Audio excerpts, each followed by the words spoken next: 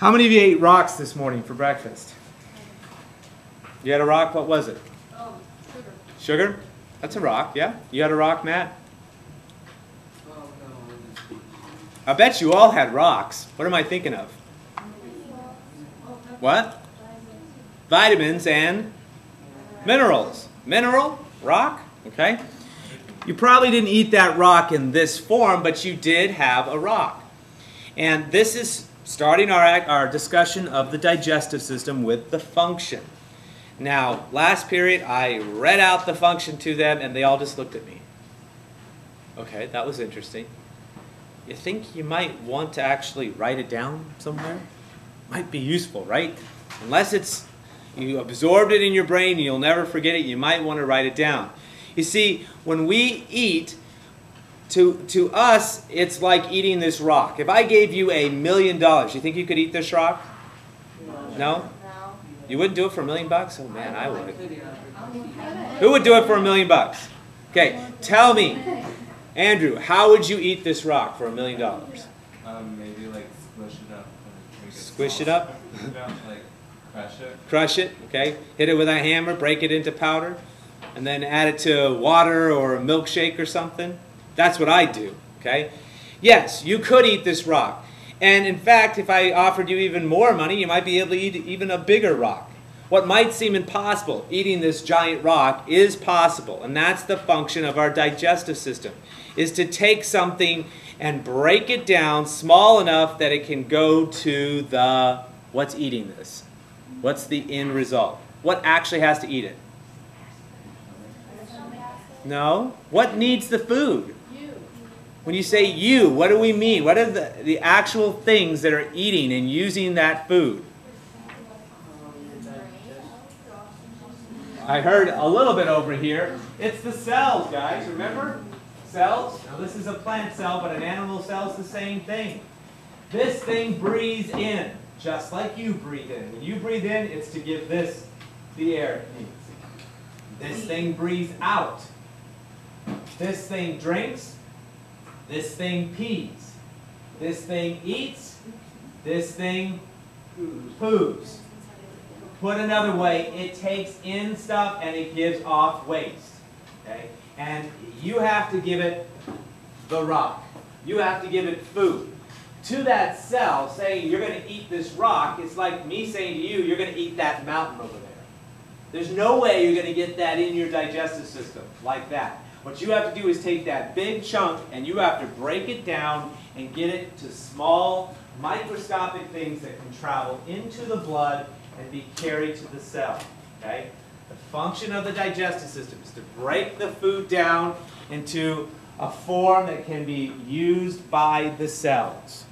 The function of the digestive system is to break your food down into a form that can be used by the cells. Cells can't eat a whole banana. You have to break it down and put it into your blood. The blood then carries the little dissolved microscopic nutrients to the cells, which use that to keep it going. Okay? Function of the digestive system is to break the food down so it can be carried through the blood to the cells. You're not going to get this rock to the cell directly. You have to break it down. Now, if you look at the digestive system like one long tube, you can see it here. That one long tube changes size. Sometimes it's bigger around, sometimes it's smaller around, but it continues throughout your body all the way to the end. Get it? Along the way, we're taking nutrients away. Some of those nutrients come off easily, and some of them take some extra work.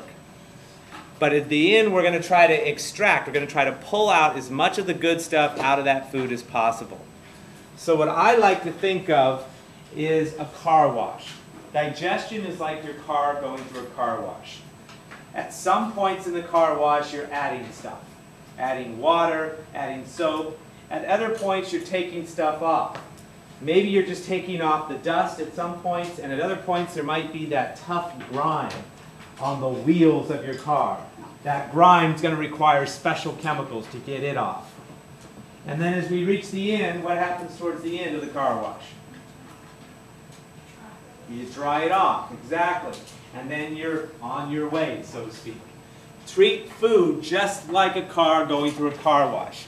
At each stage of the game, stuff is added and stuff is taken away until at the end we dry it off and we send it on its way, flush down the toilet.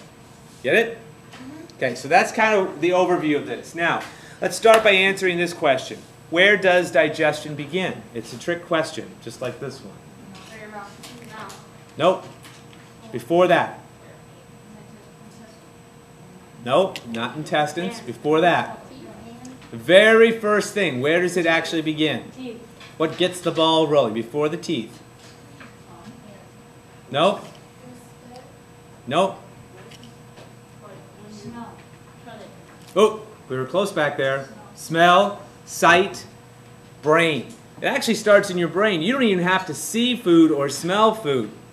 Your brain goes, getting close to lunchtime, starts things going. Or your eye or your nose picks up on some information about food. I smell pizza. Gets things going. You start producing saliva, okay? So digestion really begins long before you ever put food in your mouth. We get the machine rolling. We get the car wash started, okay? There was a scientist by the name of Pavlov that did a little experiment with his dog. Every time he'd feed his dog, he'd ring a little bell. Feed his dog, ring a little bell. And the dog figured out bell means food. Just like for some of you, the can opener sound tells your cat it's time to eat, and they come running out, okay? Well, what he would do then is he would ring the bell, and the dog would be expecting food, and he would start to produce a lot of saliva. He would start to drool.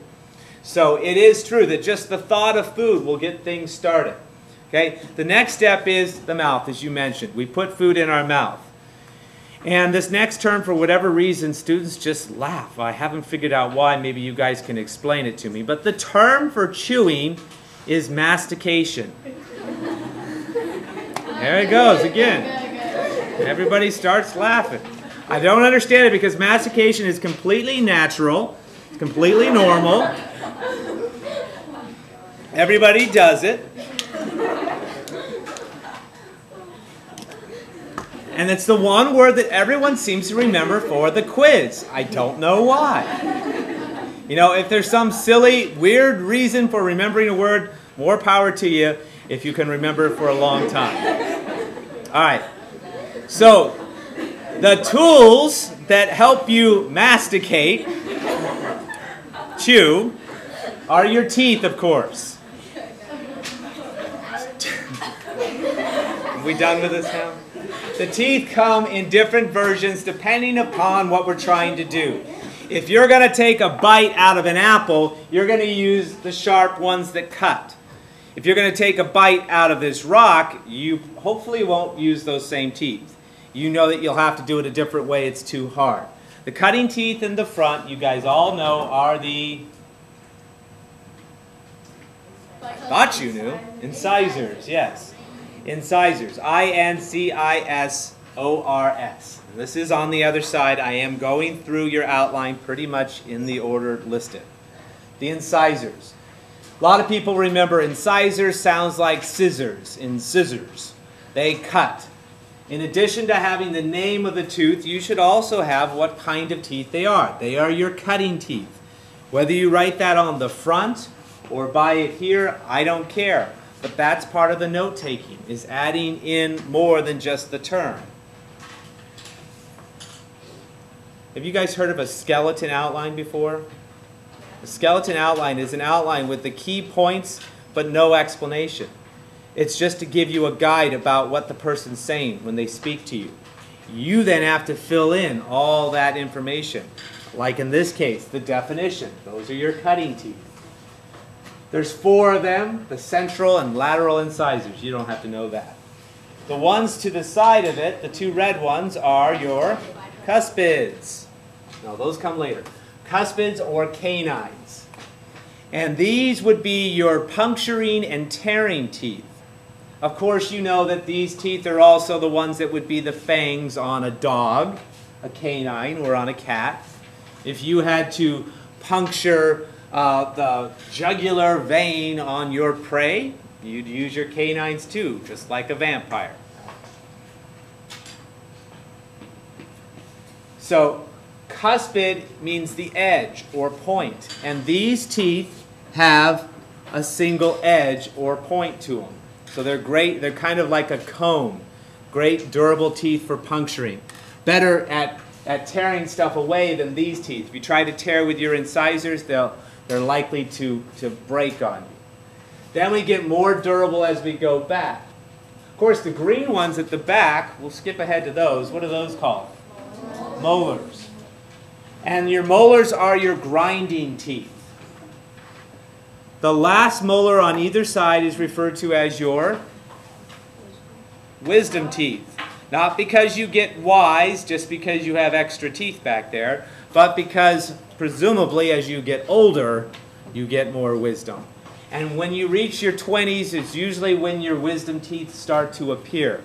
They're typically below the gum before that, and then they start to push out. In some cases, it's no problem. You just have 2 extra or 4 extra teeth back there, 2 on the lower, 2 on the upper. But in other cases, they push on the nearby teeth, and they have to be pulled out. So you might have to have your wisdom teeth removed. I had to have mine removed. It wasn't any big deal. You just look like a chipmunk for a couple of days and have to take some medication. Okay? So these are your grinding teeth. And a lot of people think mistakenly that molars work like this. They pound together and they crush the food. Yeah, they can crush. But a lot of the work that you do with your molars is more like you would do with a mortar and pestle. It's this kind of motion. It's a sideways grinding motion, you know, like this. Like they'd use those grindstones, the Native Americans would use the grindstones on the rocks, that kind of thing. So when your mom or dad says you're eating like a cow because you're going, you know, sideways with your jaw, well, that's because you're using your molars. That's their purpose, to grind. So the heavier duty things you would use your molars on. The ones in between that I did kind of in that blue color, they're kind of tweener teeth. They can grind and they can tear a bit. And they have 2 points, so they are bicuspids. A bicuspid has 2 little points on the top, 2 little cones. Bicuspid, 2 points. Also called your premolars. And I think of them as your tweener teeth, because they kind of do the job of the teeth on either side a little bit. They grind and they also tear. So now you've broken this food down into a manageable size. Hopefully enough that you can swallow it safely. Yes? So wait, on test, do we put premolars or have you bicuspids? Both names. Just like you learned the bicuspid and mitral valve, I want you to know it by both names. Just like this one, cuspids or canines. So if it's a blank, you would write both, cuspids and canines. And if you only write one, you get it wrong. Just like on the quiz, where it said, on average, your lifespan is shortened by how many years? 15 to 20. And some of you only put a single number down. And I even reminded you to put a range down. Okay, you know, a large part of your success in here is just reading and following directions. And that seems to be a struggle for some people. So we've broken that down. Now the tongue is there more than just to allow you to taste the food. It's stirring up, it's mixing in the saliva. The saliva comes from salivary glands. Below your tongue, you have some in your upper jaw as well. Produces this liquid. The spit has more to it than you realize. If you take that spit and you mix it with certain things, it will start breaking them down, dissolving them almost instantly. Spit in your mouth will dissolve what kinds of foods almost instantly? Sugar. Like if you've gone and gotten cotton candy or dinner mint or anything that has mostly sugar or all sugar like cotton candy, you touch it to your tongue and it dissolves almost immediately. The reason for that is that saliva has chemicals called enzymes. You have that on your outline as well. What are enzymes? Enzymes are chemicals that break down certain foods. Chemicals that break down certain foods. And the saliva has these chemicals that work particularly well on sugars, simple sugars. So whenever you put that cotton candy or any kind of sugar in your mouth and you just hold it there, it will eventually break down to almost nothing and dissolve completely in your mouth. You can even do that with things that have a lot of starch in it. Starch is another form of sugar. Take, for instance, white bread.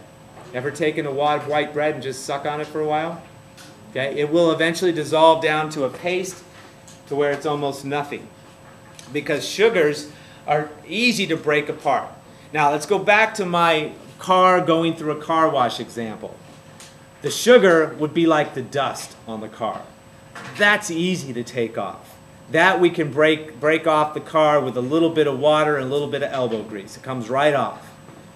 The other kinds of foods, we got sugar, we call them carbs. Heard that before? Carbohydrates. We've got fat, and the third kind is? Protein. Carbs, fat, and protein. The sugar, the carbs, they come off easy. You eat the candy bar, you drink the soda, it goes into your blood almost instantly, and you feel the energy, right? Whereas protein and fat, they don't break down that quick.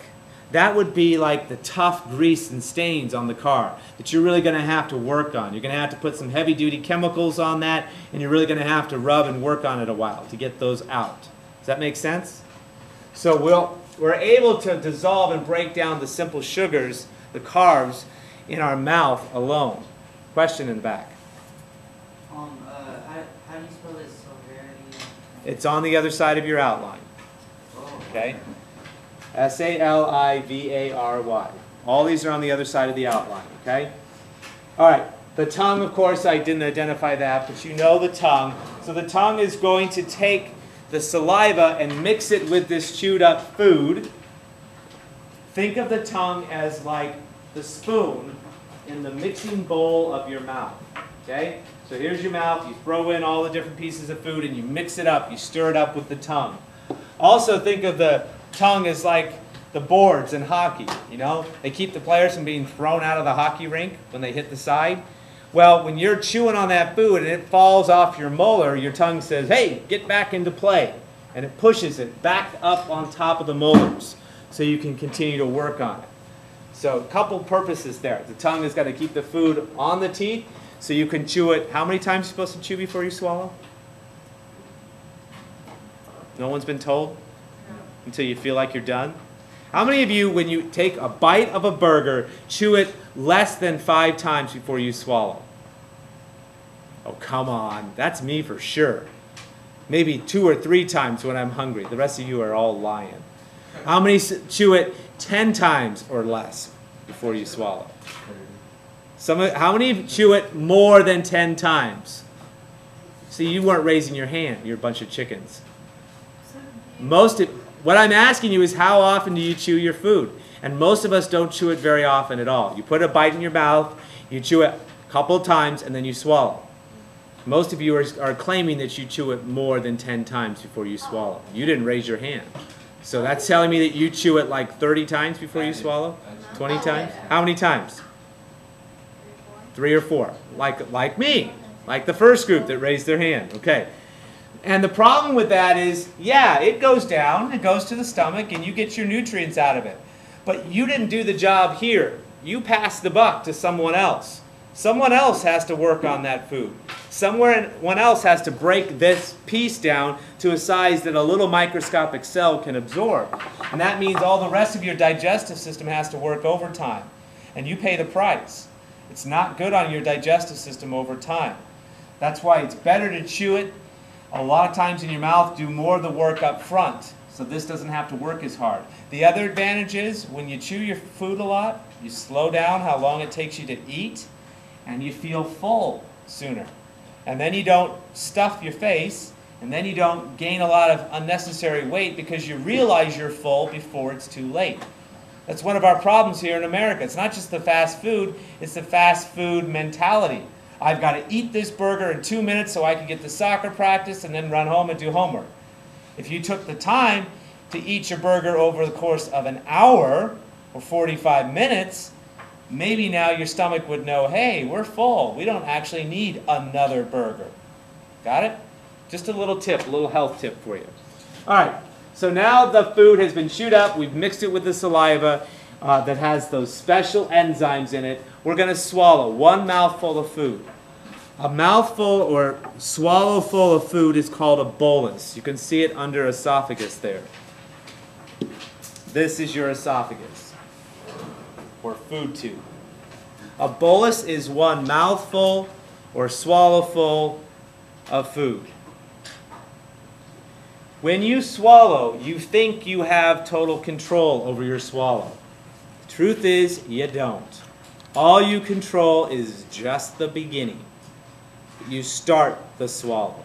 You take that mouthful of food and you use your tongue and your mouth muscles and you push it to the back, to the point of no return.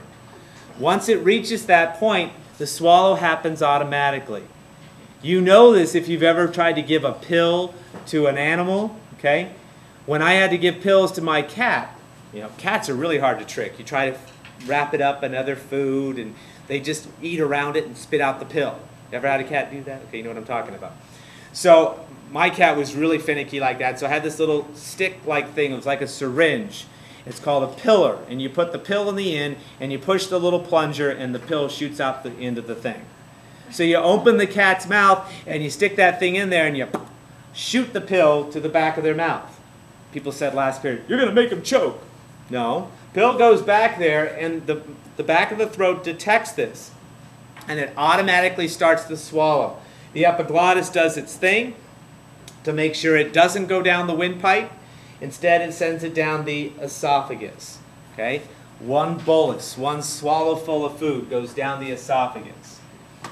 And that motion of swallowing, that act of swallowing, starts this wave-like motion down the tube that continues along the whole length of that tube.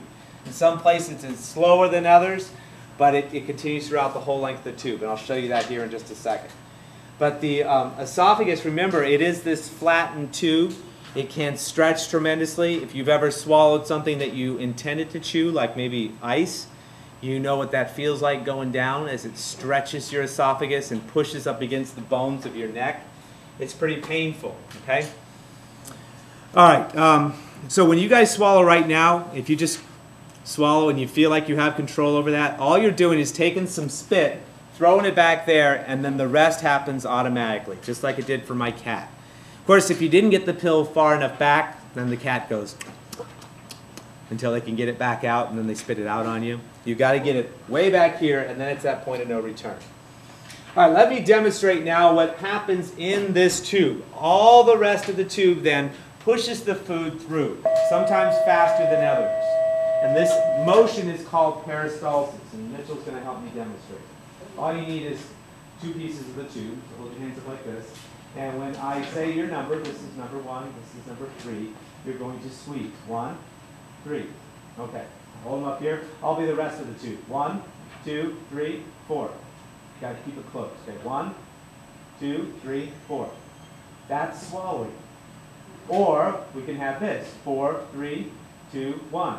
What's that? That's barfing. Exactly. That's peristalsis the other way. Peristalsis, the term on your outline, is the rhythmic-like contraction of your digestive system. That means the muscles squeeze in a rhythm. 1, 2, 3, 4. Rhythmic-like contraction of the digestive system. When you swallow, food does not go to your stomach because of gravity. If that were the case, we wouldn't have astronauts, wouldn't be able to eat in space. You wouldn't be able to drink standing on your head. You can. Your esophagus can push food to your stomach. It's not a good idea to make it work against gravity, but it can do it. Once that bolus, that swallow full, makes it to the stomach, it then goes through a valve. That valve is called the cardiac valve. Keep it in the stomach and not to come back up, hopefully. Cardiac valve. Really, they've changed that name now. The new name is the lower esophageal valve. Would you rather learn cardiac? Yeah. Okay, I thought you might. The cardiac valve lets food come into the stomach. The red, of course, is the stomach. Now, in your stomach, I'll pull the model out over here. You, of course, know you have stomach acid. Everybody's heard of that. Stomach acid is called gastric juice. The term for stomach is gastric. You see that on your outline as well. Okay? So in your stomach, you have gastric juice. What basically is gastric juice? What kind of chemical is it? What kind of acid? It says right on your outline. You know how to read chemical labels like that? No. Gastric juice is what kind of acid? What does it say in parentheses there? HCI. It looks like HCI. It's HCl. What does that stand for? Name any acid, guys. What's a famous acid? Hydrochloric acid. The acid, the gastric juice that your stomach makes, is basically hydrochloric acid. Now, if I had a little beaker of hydrochloric acid here and I threw in a ball of foil, in a day that foil is going to be completely dissolved. This is some powerful acid. It's not going to break down everything. Meat and fat, they don't break down easily. They wouldn't break down in your mouth. That's why they don't make meat lollipops, you know, a little stick with a piece of prime rib on the end. You could lick on it all day long, but it wouldn't be breaking down. It wouldn't dissolve in your mouth. Fat and protein take some heavy-duty work, and it's starting now. We're going to start to break it down here with some hydrochloric acid, okay? Gastric juice. Inside the stomach, you'll see all these little ripples, and then that's going to be covered with some ooey gooey mucus, our good friend mucus, remember? The mucus lining is important because without it, the stomach wall would be eaten away by its own acid. It would burn a hole. It would eat right through the side of the stomach wall. Sometimes that still happens. If the person makes too much acid or the lining's not being replaced often enough, it will make a sore, an open wound in the inside of the stomach. And we call that an ulcer. Okay? If it bleeds, it might be a bleeding ulcer. And they might even see some blood in the toilet when they go number 2, because some of that blood is passed on. So you got to take care of your stomach, make sure you don't have too much acid. Sometimes the acid won't burn a hole into the stomach or burn into the wall. It will just slip up past that valve, that cardiac valve. And it winds up in a place where it doesn't belong. So here's my stomach in place. And that acid slips up past this valve and goes up into this area. What do we call that condition? It starts to burn right here in your esophagus. Heartburn. Remember, heartburn isn't called that because there's any damage to your heart. It has absolutely nothing to do with the heart muscle itself. Okay? But because that burning sensation takes place right here and the heart is in front, a lot of people think their heart is burning. It's actually the acid from the stomach, the gastric juice that's in this part of the esophagus that's causing it to burn. You feel a similar sensation when you throw up. You get some of that acid in your esophagus and you can feel that burning sensation all the way down. That's from the gastric juice. Okay? So now you know about ulcers and you know about the lining of the stomach that protects it from the acid. You know about heartburn. And you know that gastric juice is hydrochloric acid. The opening here at the bottom is called the pyloric opening. And you're going to see all these on the frog when we get to that next week. Pyloric valve. P-Y-L-O-R-I-C. So after the food has been mixed with the acid in the stomach, it's going to squeeze. Remember, the stomach is a smooth muscle. It's going to be squeezing and mixing that together with the gastric juice. That goo at that point, the partially digested food in your stomach, is called chyme. That's the other term under stomach. Chyme is the partially digested food in your stomach. It's got all the stuff from the mouth plus the gastric juice added to it. It is now dinner chyme. Get it? Chyme, time. Dinner chyme. Okay? The chyme in your stomach. What is it again? It's on the other side. Chyme. That's the food plus acid mixed together in your stomach. When the time is right, then your stomach will let it pass on. This is just a stopping point along the way through this car wash we call our digestive system. So now it continues on, and it's going to go out through this section here called the duodenum. You don't have to know that. And on down here through your small intestines. Then at this point it joins up with your large intestines and then leaves the body. Okay?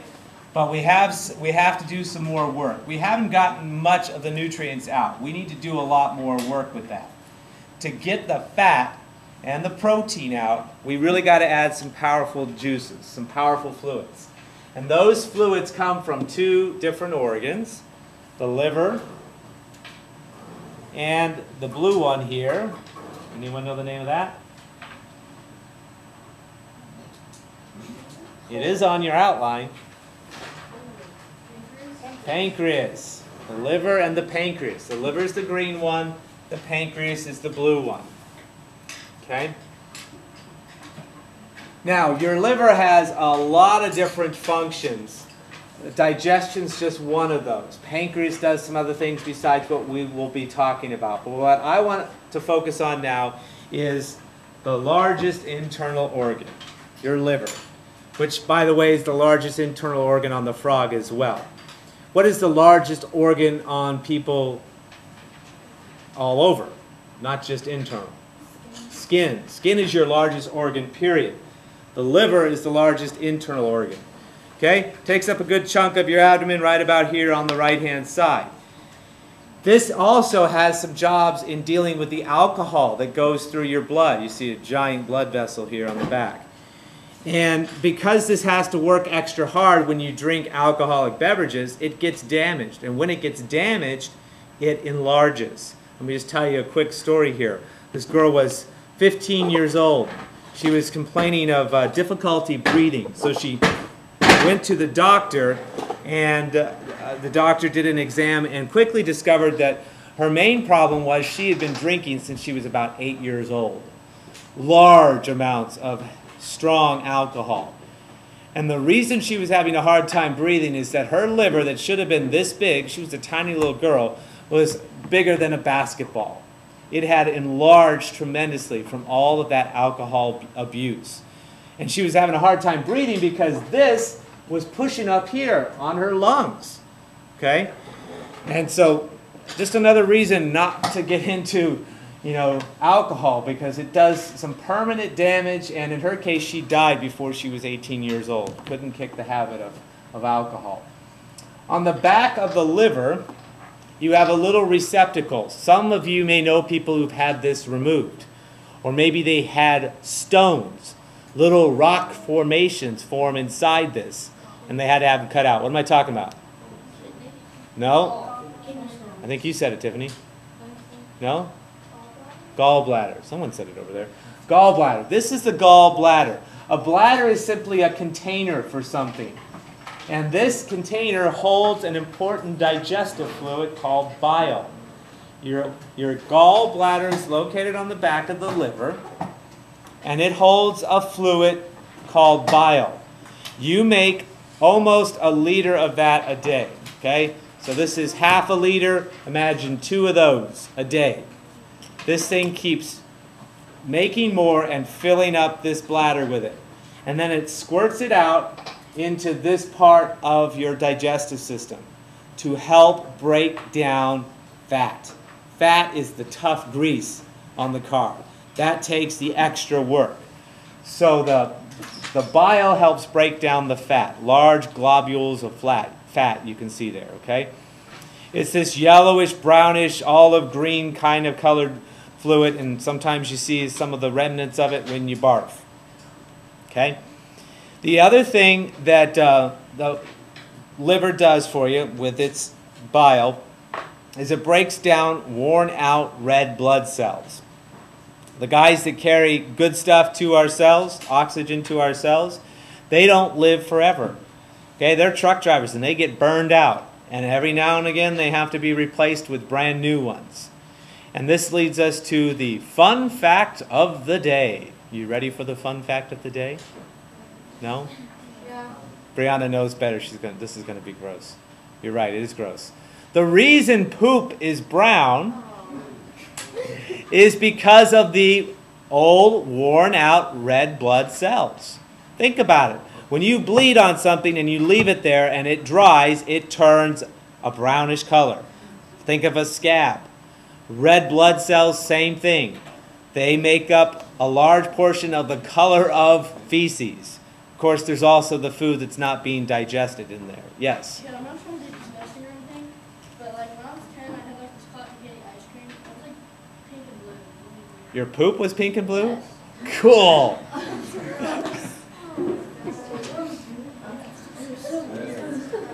That is where you must have eaten a lot of it, huh? Yeah, like it was like the whole tub. Because the sugar wouldn't have done that. The food coloring may have shown up in your feces, but the sugar shouldn't have done that. That's interesting. It actually is. That's not typical. And yes, poop can come in all different colors as well, depending upon what you're eating and what you're not able to digest. Yes? Is that like when people have problems with their bowels, sometimes they prescribe heartburn medicine because the bile's I don't know. That's over my head. I'm sorry. All right, so the liver is going to produce bile, which is going to help break down fat and the red blood cells we're trying to get rid of. Remember, the term for liver is hepatic. You can see it there. Term for stomach is gastric. If you remember this, hepatitis is an infection, an inflammation of the liver. Okay? And there are several forms of hepatitis. Some you get from food. Some you get from sexual contact. Okay? But hepatitis is an infection of the liver. When the liver is really angry and has an infection, one of the things you'll often see is your skin turns yellow. We say the person is jaundiced. Who's heard of that before? Jaundice. Okay, some of you may have been jaundiced as a baby. Your liver wasn't functioning quite right and they put you under a special light. Okay, that's, again, showing you something wrong with the liver. The pancreas, it makes its own juice. About 3 of these a day. That juice, that pancreatic juice, helps do a couple things. It helps break down fat, like the bile does, but it also neutralizes a substance made by the stomach called pepsin. This is on your outline already. Remember, you're going to have to go back and review this stuff because you're not going to remember just by hearing it once. Okay, now we've added the powerful cleaners, the last of the new chemicals that are going to help break down the fat and the protein. And the food has now made its way into the small intestines. This is one long continuous tube. It is called small intestines, not because of its length. It is longer than the large intestines. It's called the small intestines because it's smaller around. The diameter of the large intestines is bigger. This is smaller around. And this is where a lot of the nutrients actually make it to your bloodstream. Yes, Sedona. when my dad was in medical school, he had to dissect a cadaver, and he measured that, and it's like 20 feet long. And even on our little frog that's only this long, you're going to find that small intestines are about as long as the frog's body. Okay? So yeah, it's pretty long. Now, in the small intestines, this is, again, if this were the eye, that would be the retina. This is where the real action's taking place, and we're pulling off a lot of the nutrients. If you were to look inside the small intestines, here's the hole in the middle. Here's where my food is going through. Here are the walls of that small intestines. It's not smooth on the inside. It has these finger-like projections, similar to the cilia in your trachea, the villi in your intestines. And it's in both, the large and the small intestines. What they do is they make more area. they increase the surface area so we can absorb nutrients. You see, if the walls were smooth, food would just go shooting right through you. You'd eat it and you'd have to run to the bathroom because it would be coming out pretty quick afterwards. But because of this large surface area, the food, which is now more like a goo, is going to make its way up and down between all these little fingers, all these little villi. And this is where the tiny little microscopic nutrients come from the food and go in to the blood. From here, it's going into the blood, and from the blood, we know it's carried off to the cells. Now it's small enough, now it's fully dissolved and absorbed so that we can soak it up and take it to the cells. We put it in the blood to go to the cells. So these villi, they're going to pull out the remaining stuff, the nutrients. So let's go back here. We've sucked out the good stuff out of the food. We got it from the stomach, we got it from the small intestines. By the time it reaches this point right here, it's gone back and forth, back and forth. By the time it reaches this point, we've gotten most of the nutrients out. But there still is something valuable in that food. Something that you can't live without. What am I talking about? Water. There are some animals that don't drink liquid water hardly at all. They live off of the water that's in their food. Your large intestine, that's the name of this part, bigger around but shorter, sucks out that water. This first part is going to be going up. The blue section of your intestine goes up. It's going to carry the food up this way. Okay? And that is called your ascending colon. Ascending colon. To ascend. A-S-C-E-N-D-I-N-G. Means to go up.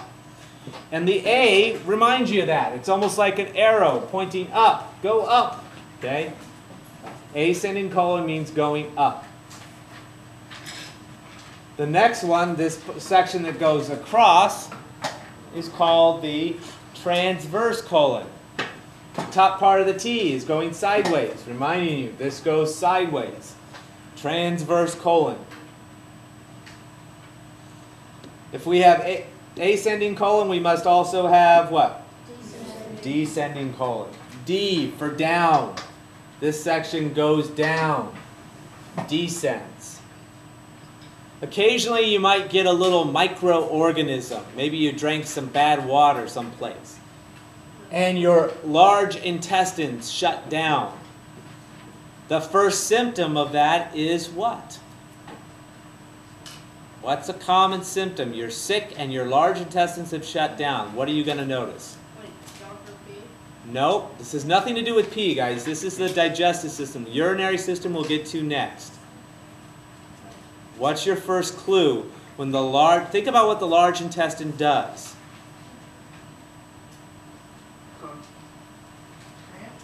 No, what does the large intestine do? What does it say there, guys? Not constipated. It's the exact opposite of that. Diarrhea. Diarrhea. Exactly. Thank you. You weren't who I called on, but yeah, I know you were so anxious to say that word. Diarrhea. When you have diarrhea, it's often an indicator that your large intestine is not doing its job. Because its job is just like the last step in the car wash. We took off all the stuff we wanted, the car is soaking wet, and the last thing we do is dry it. That's the last step of the way. The large intestines are going to pull out that water, some remaining nutrients, and dry it off. And what you're left with is poo, number 2, right? That poo, number 2, does a little S turn here. This part is called the sigmoid colon. You don't see it there, so I'm not holding you responsible for it. And then it leaves the body. The last section, remember the term for straight up and down? Rectus femoris. This last section is? Rectum. Rectum. The rectus femoris is a muscle that goes straight up and down. The rectum goes straight up and down. The opening to the rectum is called the technical name? Anus. Anus, yes. Thank you for not using other crude names. rectum, and then the anus would be the opening. Okay? The only other piece to identify on this is that little tail-like piece coming off of the large intestine. Sedona? You got it. Appendix. Now, let me just tell you what the reason your brother had to have his removed. Because poo got stuck in there. Fecal matter gets stuck in the appendix. Well, it's nature, and it could happen to some of you too. Oh, that's serious stuff. Had to go in for emergency surgery, huh? Wow. So one of the things they look at, excuse me, one of the things they're looking at for appendicitis, if you say you have intense pains or cramps in your abdomen, is they look for them being right here, lower right quadrant. And does it hurt when we push in like this? Rebound tenderness. Okay? And if it does, you have that intense pain and it's located right down in this area, good chance it's appendicitis. Appendicitis. Appendicitis. It can rupture, and that's some serious stuff, because if you get that fecal matter, poo, number 2, you get that in this area, you get an infection that could kill you. Yes?